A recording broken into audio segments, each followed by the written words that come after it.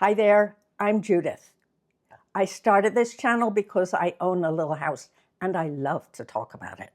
So what's on my little list today? I'm going to address those of you who wallow in the magnificent comfort of your Barco loungers, lumpy sofas, and sad settees, because you have no idea. From this place, on my itsy-bitsy little couch, the kind the interior decorators hate, there's no chore too small, too teensy-weensy, for me to make colossal.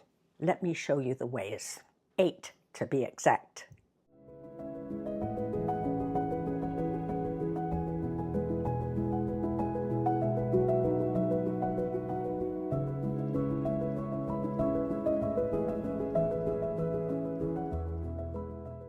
To dispense with my extensive list of chores in a matter of moments.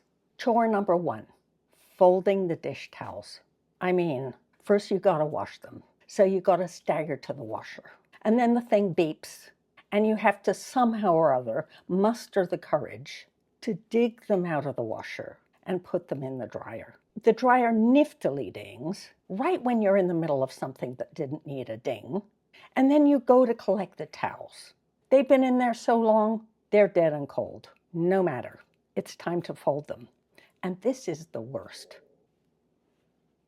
Every single one of them. And in the meantime, you're having memories. Aunt Sally gave that to you for Christmas 5 years ago. Oh, that's toddler Tom's carrot puke. Isn't he like 16 now? Little chore number 2. I know you'll appreciate this one, even if you're wallowing in the depths of your Barco lounger. It's this. After you've gone out of your way to do your weekly grocery shopping, plonk the stuff in your fridge, you have the immense task of returning your shopping bags to the car.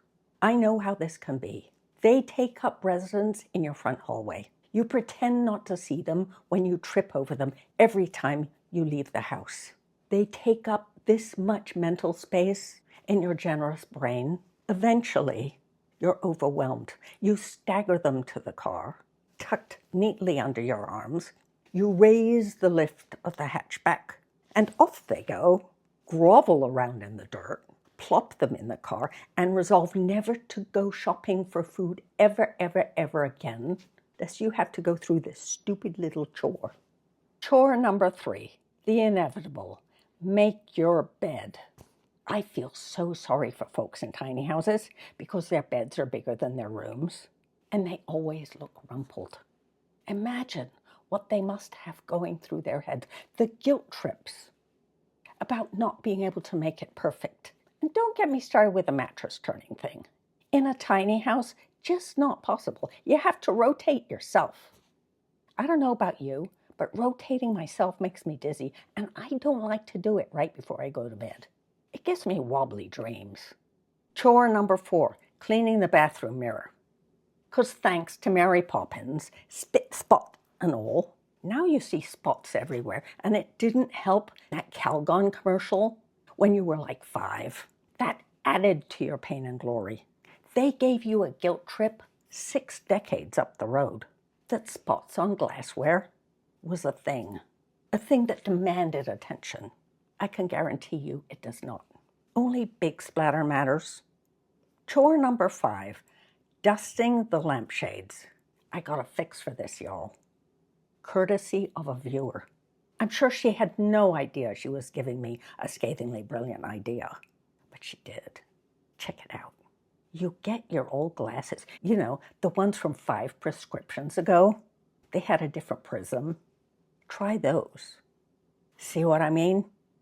You can't see a damn thing. Nothing. Not a speck of dust. Not even the computer in front of you. They're that bad, but it did solve the dust problem. Pretty clever, huh? Thank you, viewer. And while I'm on it, can you all subscribe and help me out here? And sprinkle a random comment down below, because you might find your idea craftily woven into something I could make fun of. Just saying. Chore number 6, emptying the compost bucket. This was a decree from the golden dome of my state's capital. Thou shalt collect all foodiestuffs and not stick them in the landfill. You'll have no idea. This is not just a little chore, not a minor minutia. I keep thinking those equestrian types at the Olympics, oh, that was so pretty, those horses. They have it easy mucking out those stables because they only get one kind, one shape, one aroma. Kind of dung, you know, all of it. But I get piths and peels and pips, all like jumbled up together. I'm not going to think about it. I'm just going to stay on my little couch. Chore number 7, opening Ziploc bags. Who in their right mind would come up with such a design except to tease a batch of little old ladies? It's like the revenge of that narcissistic nun in 3rd grade who kept telling you you weren't good with fingers and your embroidery was botched. Because it was. And the cat's meowing and you can't get that kitty cat food open. And now Brekkie heard the word cat and he thinks he's got to check out where the kitty cat is because he knows he's got to do that. I should never talk about cats. But see, I have to talk about Ziplocs because they're so impossible to open. And if you don't open that particular one, there's going to be all kinds of meowing. And you can't deal with meowing when you're hanging out in the depths of your Barco lounger. No, no, no, no, no. Chore number 8, the inordinate oppression of resupplying the toilet paper for the post-colonoscopy years. Visualize the dimensions of the problem. Hold right there while I give you the visuals.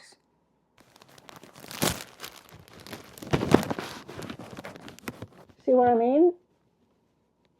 I can't with these little chores. I tell you, I am decamping from my little couch to the deck. The sun is shining. There's no chores out there, not even little ones. That's enough from me for now. But we'll talk soon, all right? See you then.